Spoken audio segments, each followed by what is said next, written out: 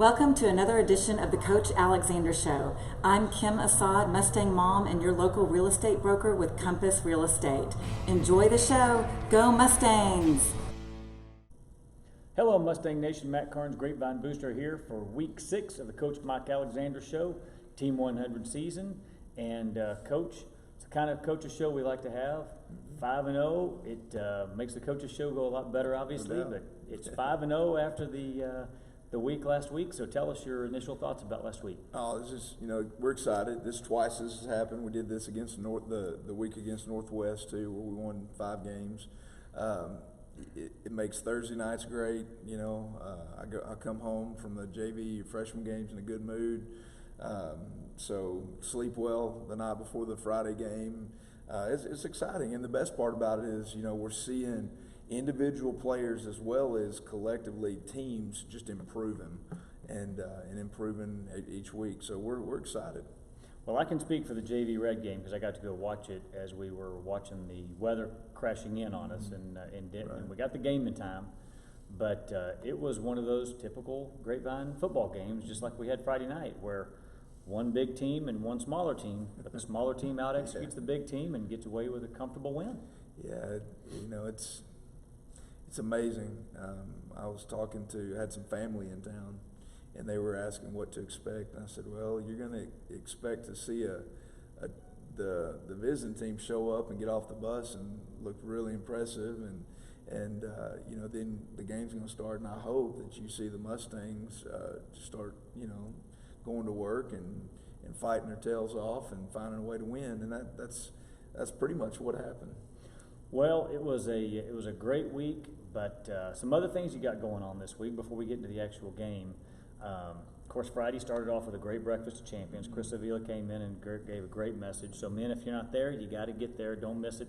This week we got a special guest we'll talk about in a little while. And then this Saturday, you've got a special deal with the football team. Tell us what you got going Saturday with the football team. We'll be a Saturday week. That's next week? Saturday week, we're going to go watch our band perform in Birdville. Yes, so they're big area round coming up in 2 Saturdays from this week, and so we're extremely excited to get to go support those guys and watch them compete. Well, good. Well, let's get into the ball game Friday night. Again, it was a 0-0 ball game after the first quarter. Of course, first time all year we've gotten to play with some cold weather, so that was a little bit of a different approach. But 0-0 after 1 and 14-7. So again, the second quarter is where all the action starts. So tell us what you're thinking as the game's progressing. And, I was really, really proud of our defense. And, for the first time this year, we lost the toss. They deferred, and I was really close, Matt, to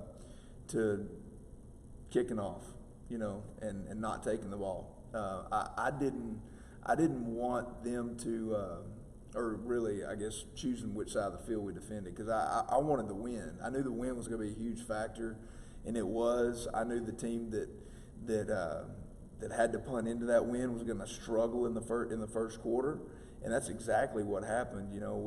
We struggled a little bit early in the first quarter.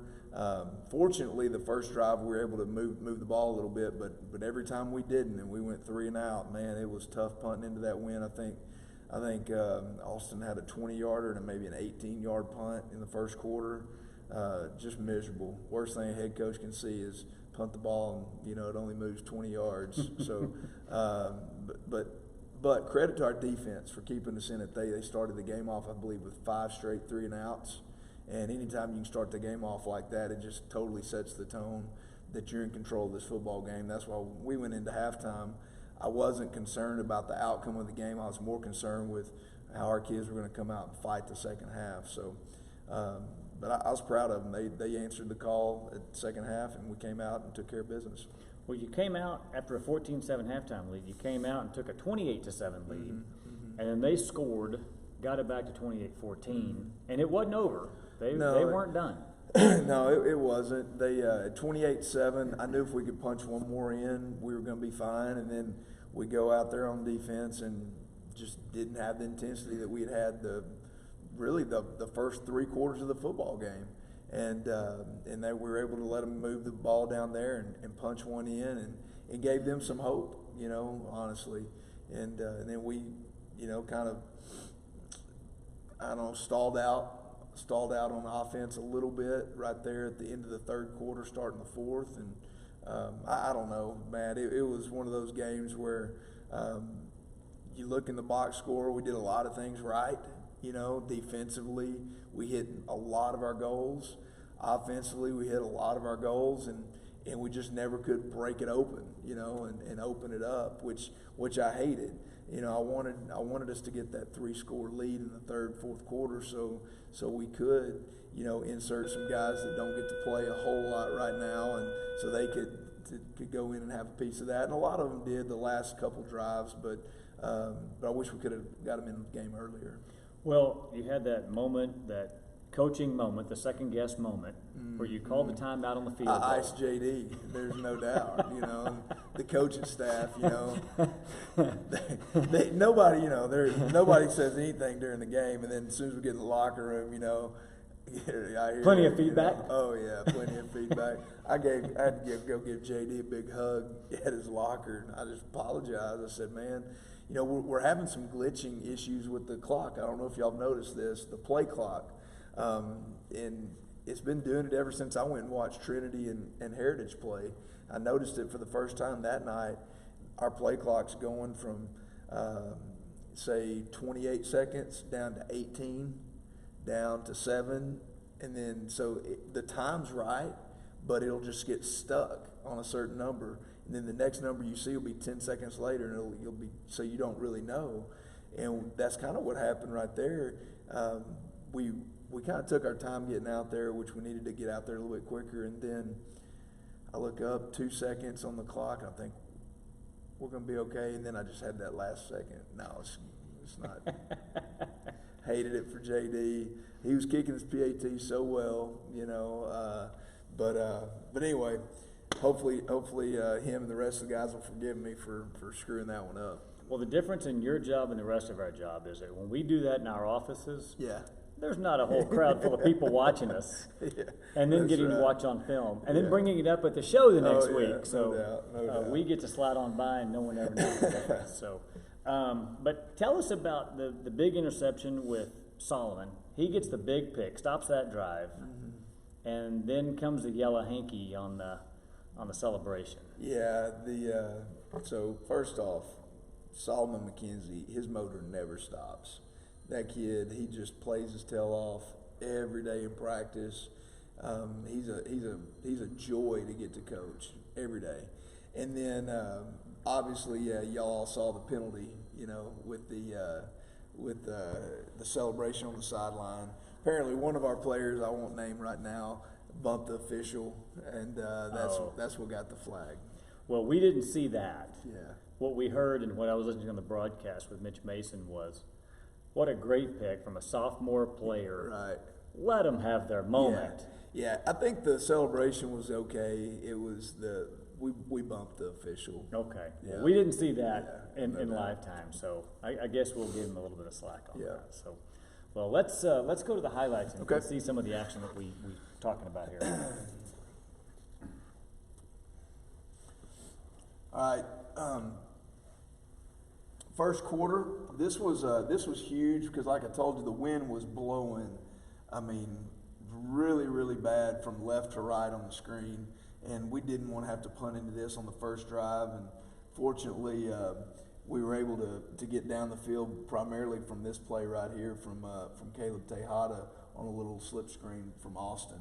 And we get down there, we kind of stall out, miss a field goal attempt, and so we got to go out on defense. And this was pretty indicative of what happened most of the night when they ran the football. There was a lot of red jerseys getting to the ball and stuffing them. We gave up on average, I think, just under 3 yards per carry on the night. So it was a good night for the Mustang defense. More of the same. It's good to have Scrap back in the middle. He's a heck of a football player. A lot of guys grew up on Friday night. Our two young safeties are continuing to play better. We're excited about that. And when we got Dylan Beck with it, another sophomore defensive end in the game quite a bit the other night as well. This is a big play by Tanner Salmons. This is a third and medium, so this is not going to be a tough conversion for him. You know, if this kid just makes the catch, but Tanner's sitting right on the sticks, waiting on the quick game to come out and dislodges the football. All right, and I don't know how many people realized it at the time, but this was a pretty dangerous play in the football game. Coach Smith, a lot of confidence in our guys to call this little bootleg throwback coming off our own end zone. You can tell Austin, he's about 5 yards deep in the end zone, people bearing down on him, and on third and long, flipping it out to Tejada, which gets us some breathing room. Like we said, that wind was really blowing, and we did not want to have to punt out of that end zone for sure at that point in time. And he again one step away from taking it all the way. Yeah, we're getting close. You know, he's gonna break one pretty soon. This is a big grow up moment, like I said, for Keaton Courtney. It's still 0-0 at this point. I mean, we're in the second quarter. Now Denton's got the win that they're having to deal with in their face, and we go out and Keaton Courtney gets a big strip. You can see him right there. This wasn't by accident. He's ripping and pulling that ball out, and then Tanner Salmons recovers it on our sideline, and big celebration. Next play, this is what good football teams do. They capitalize on takeaways. So we take the ball from Denton. Very next play, we go up top, and it's just real high-low. We read that we get man coverage, and we like being in that matchup. Throw it out to Ben Garrett, let him go lay out and do his thing. So now, fortunately, defense gets the takeaway. Offense scores, quick strike, 7-0. Now it's important for us to, keep getting 3 and outs, keep feeding the offense, and once again, this is just great team defense running the football. It's good to see. Cade Keeling had a big night. He really started to play like the guy that we had back in the spring before he got his injuries, and so we got the ball back to the offense, and then went back on attack mode. One more time, got Ben in the slot this time. Austin finds him over the middle for a big gain, sets us up down in the red zone, and I think we're going to hand it off to Caleb right here. Oh, this is the play where he makes a great cut. Should get tackled in the backfield, right? Nobody gets a hand on the linebacker right there. Caleb makes him miss, gets all the way down to the 2. That was a fantastic cut by Caleb. Then we're going to reward him and let him finish it on out. So 14-0. Here, this is where we bring Griffin over from his H-back spot in the boundary. Gets him to get a little confused on who's going to cover Griffin when he gets over there.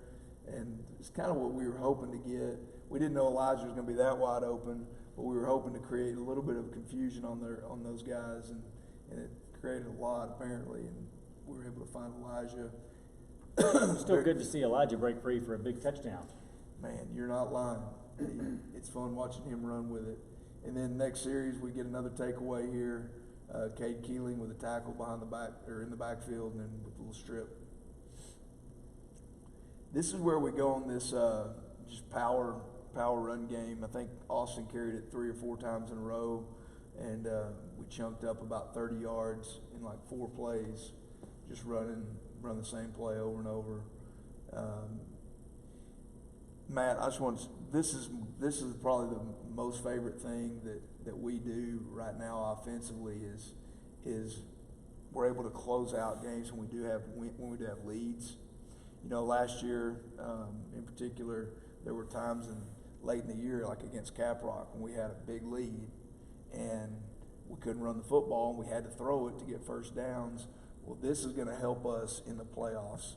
Continue to be able to chew up clock when you do have a 2-score lead and keep your defense off the field. And so that's what the intentionality is with our inside running game right now. So you go from 3 yards in a cloud of dust to 10 yards in a cloud of dust. Well, you'll take that all day long. Yeah, we'll take 3, and if they want to give us 10, we'll be happy to take that too. Put this on here just for Sam. This is a couple weeks in a row that Sam's had some really big hits. He's playing really well. He's playing confident right now, so it's good to see Assad back at corner.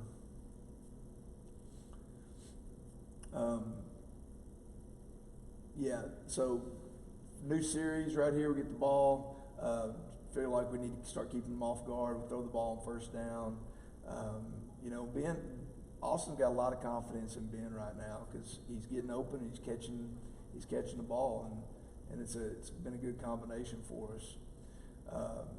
Call a little smash concept, put Griff on the hitch, which normally doesn't happen, and Austin gets it out of his hand and move the sticks. And then he's able to finish the play off by doing what we've been doing a lot lately, which is just run the ball right inside. And I know a lot of times if you're a spectator up in the stands, you're like, do we do anything else but run the ball inside? Well, when you can gain yards in there, it's important, and we're trying to develop a mentality with our football team of being a tough, physical offensive line, and so that's kind of where we're headed with that right now. Want to throw this in there. We know that Griff struggled a little bit lately, and he had a big night the other night. Caught a couple balls, none bigger than this. This was on 3rd and 7. Once again, we're about to have to punt into the wind one more time, but on 3rd and 7, makes a great catch away from his body right there to move the chain, stays in bounds, clock keeps moving, and here we go. So really proud of the night he had. And then to finish it out, we get out there and the sophomore, Solomon McKenzie, with the big diving interception. And there you see, we accidentally bumped the official. So,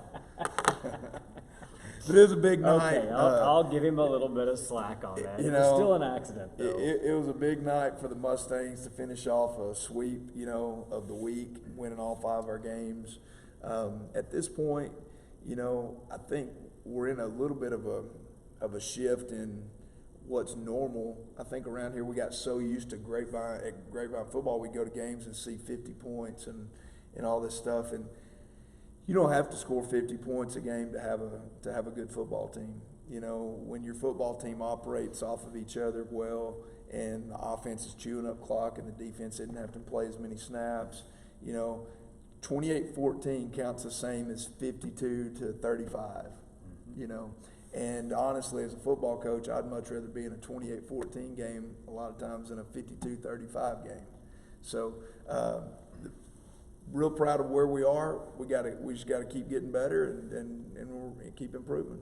Well, let's talk about the DNA players for the week.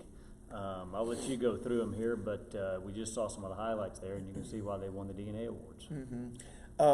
So right off the bat, attitude. We go with Griffin Edwards because he had every reason to have a bad attitude. We took him and we started splitting time with him in practice, splitting time with 1s and 2 reps, and it didn't change his preparation, didn't change his attitude a bit. And he went in and had a big night for us. We wanted to reward him with that. That's the winning attitude we're talking about. Our compete was Tanner Salmons stepping up, making some big plays all night long in the secondary. Our tough was Austin Alexander. He took a few shots right there in the 3rd quarter, and he didn't flinch. Probably had a couple reasons according to his mom to come out of the football game for a little bit, but he wasn't doing it. And he threw one pass.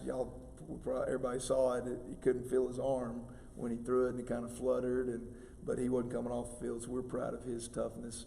And then where we had discipline, our discipline player was Cade Keeling, and we wanted to give him the discipline award because he just has been he's been faithful in the little things daily ever since he came back from injury. And you know how sometimes things start to click for guys? It started to click for him, and you saw him playing and making plays, and so we're real proud of Cade on the discipline award. And then our family, we gave it to 2 guys, Abraham Munoz and Matt Pavlison, 2 offensive linemen that didn't get to play a whole lot, but they wanted to know after the game, not how can we get to play more, what can we do to help our teammates more? What can we do? Is there anything we can do to help on the sideline or whatever. And those guys, that's the unselfish spirit. That's the family heart that we're looking for. And then lastly, our fight goes to Keegan Courtney. Man, he's a sophomore, and he's made some mistakes, the last couple weeks. And but it doesn't get him down. He just keeps getting back in the ring and keeps swinging. And he had a big night last Friday against Denton, and we're excited about the steps he keeps making to grow. Well, you've talked all year long about how the little steps are going to keep going. The team's going to look a little bit more solid week after week, and that's certainly panning out. So they looked good all the way through this week. And now we move on into another district game. You've got the Carrollton Newman Smith Trojans. We're going to go see them at Standridge. What are we looking for with They're going to look. They're going to look impressive in pregame warm-ups. You're going to see a bunch of athletic, big guys out there, and when they remind me a lot of Denton. I think they have all the ingredients to be a playoff team. They're just haven't got them in the right order and haven't figured it all out yet. No, they're athletic. If you miss a tackle or two, you're going to see the ball in the end zone. So we got to be disciplined on defense, and then just take what they give us on offense. I think they're going to line up similarly to Denton, and we just got to execute and take care of the football, and we should be okay. Well, they're coming off of a 60-0 win, so they're probably going to be pretty motivated when they get there. So you're going to have to deal with that when you show up. Yeah, anytime you beat somebody like that, you get a little shot of confidence, and we experience that a lot around here. Everybody we play is coming off a big win before they get to our game, and so we just got to weather the storm. It's going to be their senior night. It's going to be emotional for a lot of their guys, and all that kind of thing. So we just got to weather the storm and keep being disciplined, play good football. Well, Mustang Nation, you heard it's their senior night, so we've got to show up, support our Mustangs. It'll be 7 o'clock Friday night, Standridge Stadium. Make sure you're there. But before that, Friday morning, I talk about it all the time, Breakfast of Champions. Men, if you're not there, you're missing out. You need to be there, grab some food, be there at 7 o'clock. Got a big one this week. Tell us who we got coming in this week. Well, we're going to have Dr. Robin Ryan be our guest speaker this week at Breakfast with Champions. So, men, maybe you've never met Dr. Ryan, maybe you have. Either way, you're in for a treat. Come on out, and we'll make sure that you get a chance to meet Dr. Ryan, and he'll deliver a great message to our boys. Well, and for those of you who don't know, Dr. Ryan's had 2 kids play for Grapevine. One of them is now a coach, so he's no stranger to high school football. He gets it. He understands it. Dr. Ryan's a former defensive coordinator. I forgot about that. Oh, yeah. I forgot about That's right. that. That's right. That's right. He is. Yeah. So he definitely knows the game. So it'll be worth it. Make sure you're there. We'll see you there. Thanks to Coach Booth for coming and filming this week, and we'll see you next week. Thanks for watching the Coach Alexander Show. For all your real estate needs, you can visit me at compass.com. Go Mustangs!